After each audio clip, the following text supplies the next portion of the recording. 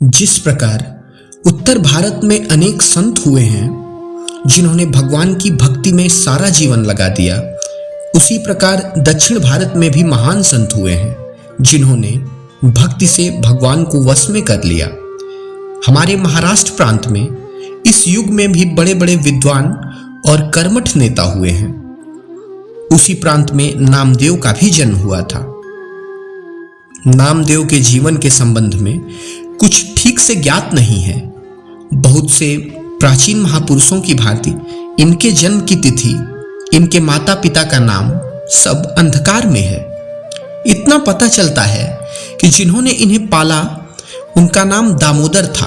दामोदर की पत्नी का नाम गुणाबाई था। वह जाति के दर्जी थे और पंढरपुर में गोकुलपुर नामक गांव में रहते थे। भीमा नदी के किनारे इन्हें नामदेव शिशु की अवस्था में मिले थे। यही लोग दयावश नामदेव को उठा लाए थे। यही इनके माता पिता के रूप में जाने जाते हैं। घटना आज से लगभग 800 साल पहले की है। उनकी शिक्षा कहाँ हुई थी इसका पता नहीं। इतना पता लगता है कि 8 वर्ष की अवस्था से वे योगाभ्यास करने लगे। उसी समय से उन्होंने अन्न खाना छोड़ दिया और शरीर की रक्षा के लिए केवल थोड़ा सा दूध पी लिया करते थे। स्वयं अध्ययन करके इन्होंने अपूर्व बुद्धि तथा ज्ञान प्राप्त किया था। बड़े बड़े विद्वान भी उनके ज्ञान के सामने झुक जाते थे।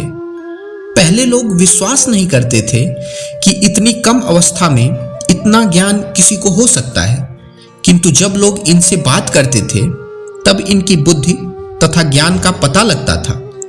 संतों के समान इनके विषय में भी अनेक कथाएं मिलती हैं। इन्होंने बड़े बड़े चमत्कार दिखलाए, यह भी पता चलता है। एक घटना इस प्रकार बताई गई कि एक बार इनके पिता इनकी माता को साथ लेकर कहीं बाहर गए।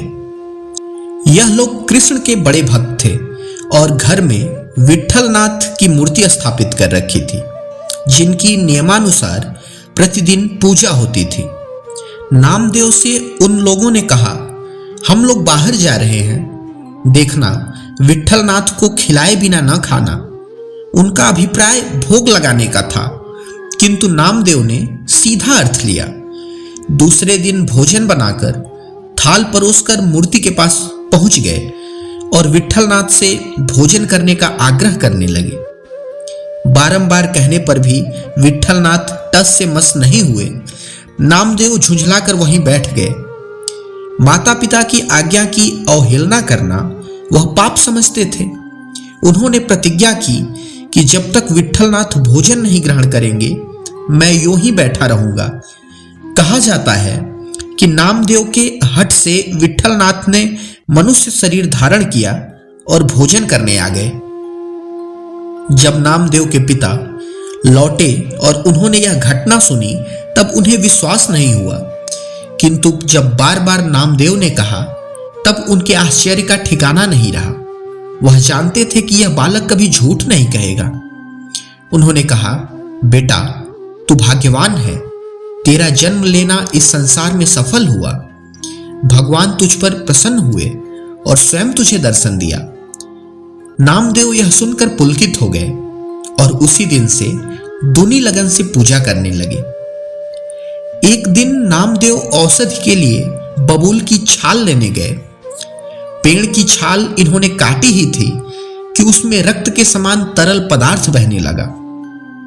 नामदेव को ऐसा जान पड़ा मानो मैंने किसी मनुष्य की गर्दन पर कुल्हाड़ी चलाई है। पेड़ को घाव पहुंचाने का इन्हें पश्चाताप हुआ। उसी दिन उन्हें वैराग्य उत्पन्न हो गया और वे घर छोड़कर चले गए। घर किस अवस्था में उन्होंने छोड़ा इसका पता नहीं, किंतु यह पता चलता है कि ये देश के अनेक भागों में भ्रमण करते रहे, साधु संतों के साथ रहते थे और भजन कीर्तन करते थे। एक बार की घटना है कि 400 भक्तों के साथ कहीं जा रहे थे। लोगों ने समझा कि डाकुओं का दल है, डाका डालने के लिए कहीं जा रहा है। अधिकारियों ने पकड़ लिया और राजा के पास ले गए। वहीं राजा के सामने एक मरी गाय को इन्होंने जीवित कर दिया। राजा यह चमत्कार देखकर डर गया। उसने इनसे क्षमा मांगी। नामदेव के संबंध में ऐसी सैकड़ों घटनाओं का वर्णन मिलता है। इन घटनाओं में सच्चाई न भी हो तो भी उनसे इतना पता चलता है कि वह महान पुरुष थे। उनकी शक्ति एवं प्रतिभा अलौकिक थी। उन्होंने ऐसी साधना की थी और योग का इतना अभ्यास किया कि बहुत सी बातें जो साधारण लोगों के लिए असंभव जान पड़ती है उन्हें वह कर सके।